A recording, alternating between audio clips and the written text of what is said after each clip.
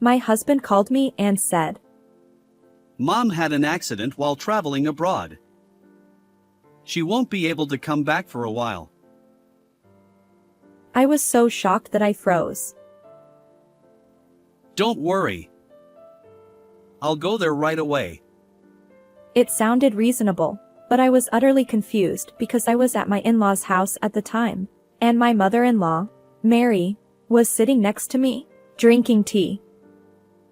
She heard the conversation and smirked, signaling me to hang up the call. I'll make sure he never comes back to America again. There was a shocking truth behind my husband's strange behavior. I married my husband, Tom, who is 2 years older than me, 3 years ago. I have a gentle personality and enjoy making handmade accessories and small items. However, my husband always looked at my hobby with disdain. What's so fun about making this trash? It's so trivial and pointless. He would say, laughing. But when a friend suggested I post pictures of my work on social media, they quickly became very popular. I decided to open an online shop, and my items sold out so quickly that I couldn't keep up with the demand. To my delight, my mother-in-law became a huge fan of my handmade items. Living far away, she would email me every time she saw my work on social media, saying, "That's cute," or "This is lovely."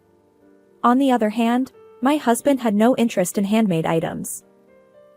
Instead, he was very trendy and well-informed, always wanting to look stylish and dressed up. Hey, I'm thinking of buying a new foreign car. Which one do you think is good?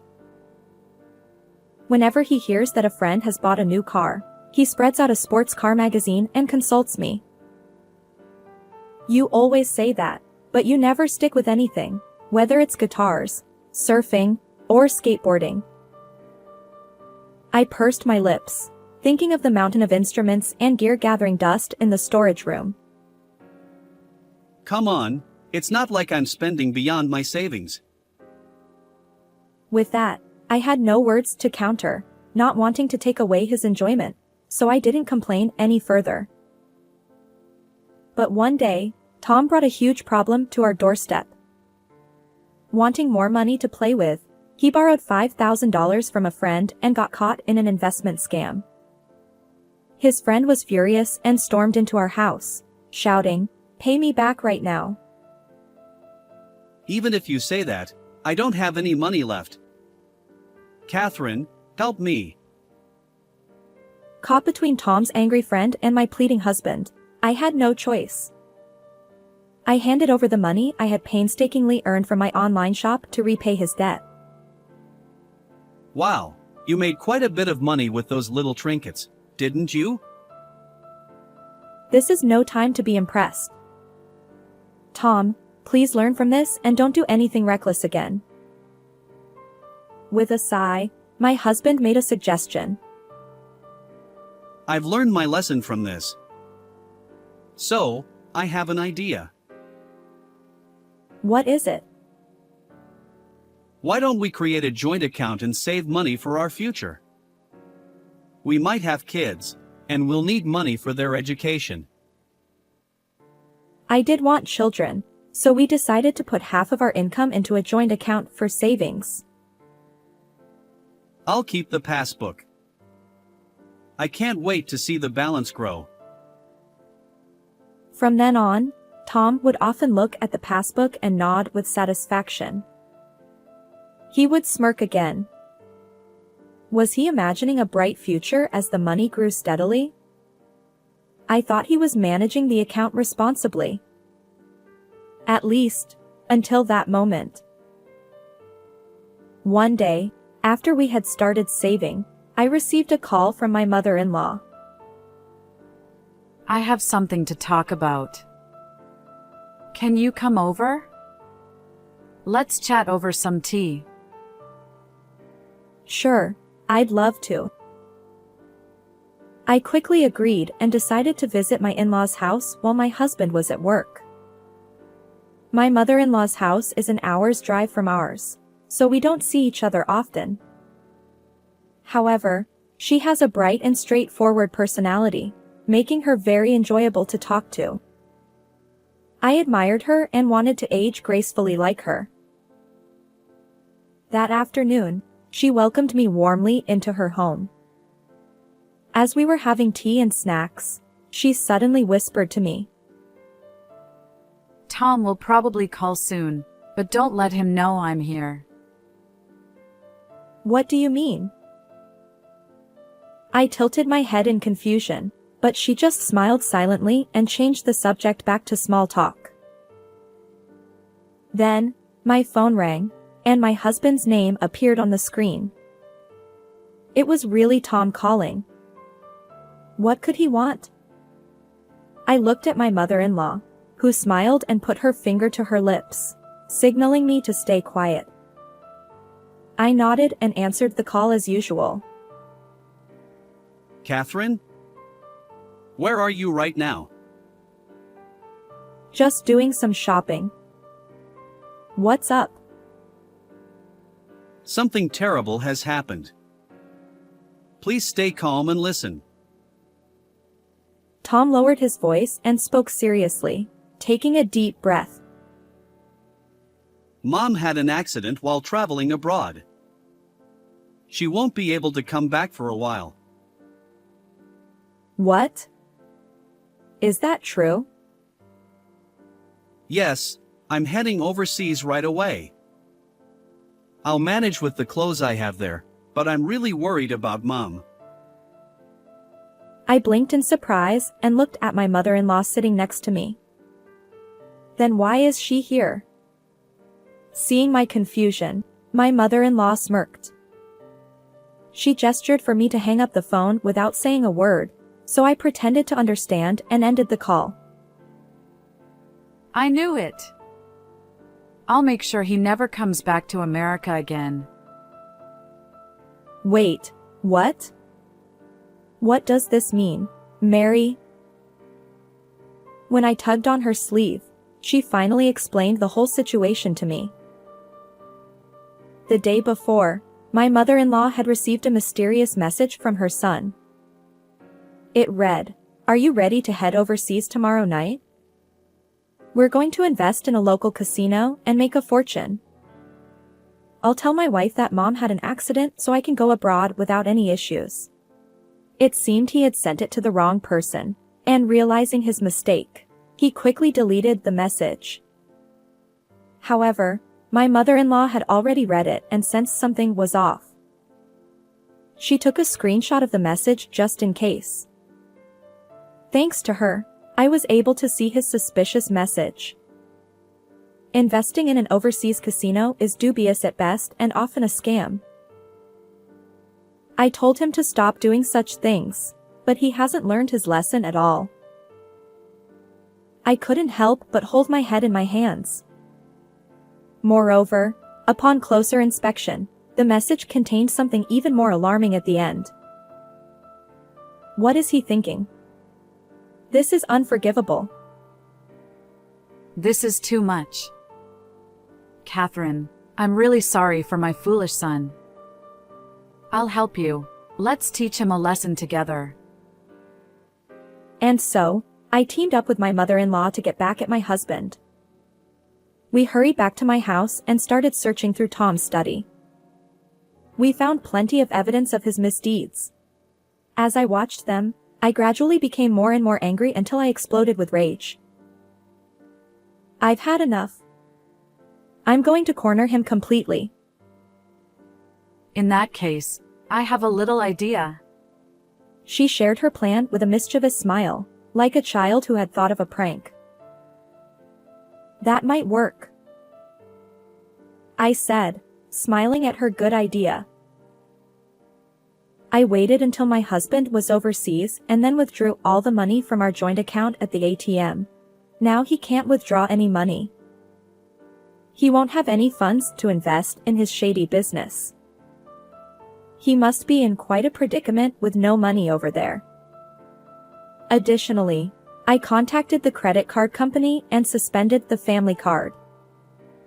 When my handmade business started to take off, Tom said, I want the credit card sign-up points.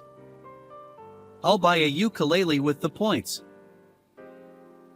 and made a family card in my name. Since then, he had been using the family card exclusively, and the bills were coming to me. Now was the perfect time to stop the credit card. Until this day, I had been warning him about his reckless card usage, but it was finally time to take action. After waiting for about 15 minutes, Tom called me repeatedly.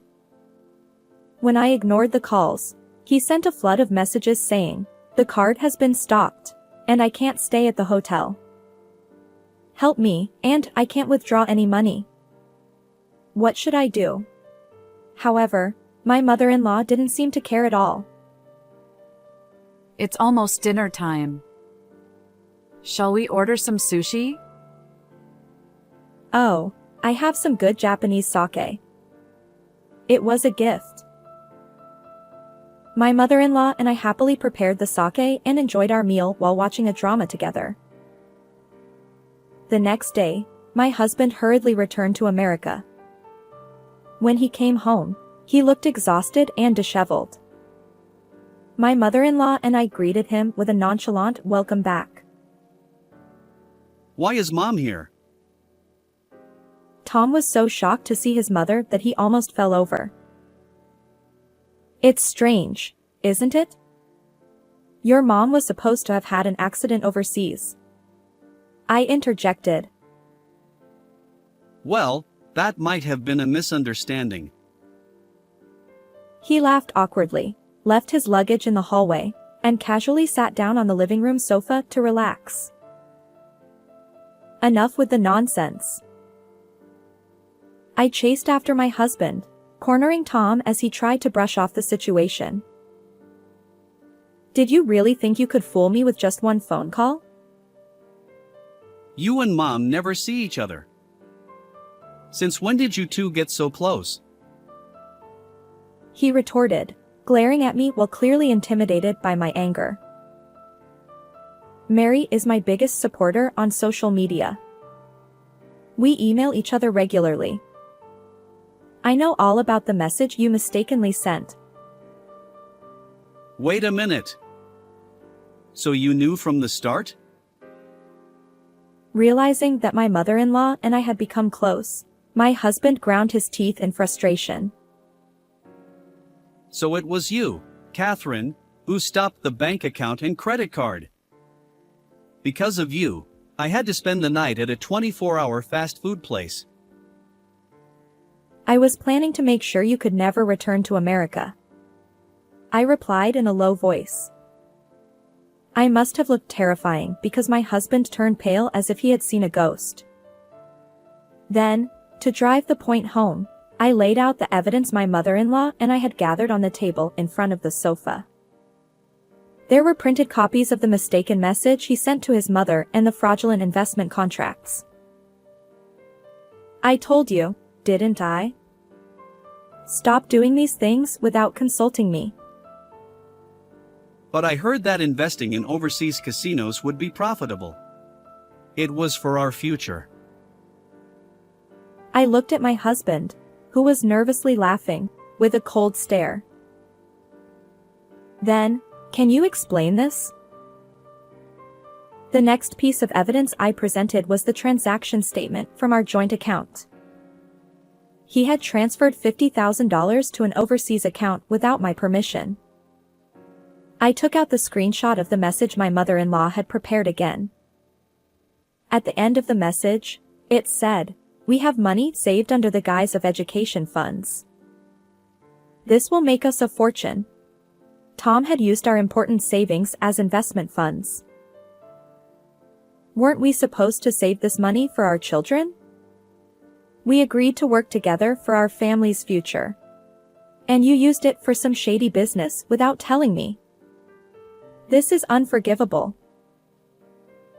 Moreover, when I checked the deposit history, I found that I was the only one putting money into the account. He had been deceiving me and using the money, without contributing any of his own earnings. There are also unknown expenses on your credit card. What I pulled out next was my husband's personal credit card statement, which I found in his guitar case. Not only had he been using the family card without permission, but he had also been spending recklessly on his own card. Look at the balance. We'll never save enough for education funds at this rate. You're spending money like water. I slapped the joint account transaction history, which I had printed the night before, and thrust it under Tom's nose. What? I was expecting the profits from the investment to be deposited first thing this morning. He snatched the account documents from my hand and scrutinized the balance. The account balance hasn't increased at all. You've been scammed. It's an investment fraud. No, that can't be. They said if I transferred the money, it would come back fivefold. There's no such thing as a deal that good. Tom stared at the balance history, trembling. I was completely fed up, and any remaining affection I had for him vanished. I quietly placed the divorce papers, which I had prepared the day before, on the table. I had already signed them. I'm divorcing you. I don't need a husband who ignores my warnings and betrays his wife so easily. Wait, you can't be serious. Realizing he had fallen victim to an investment scam and was about to lose his wife, my husband began to cry. He collapsed from the sofa onto the floor. Please, don't divorce me. I was wrong, I won't do it again, I promise. No, I won't forgive you. I'm completely done with you. And I want the money you took from our joint account back.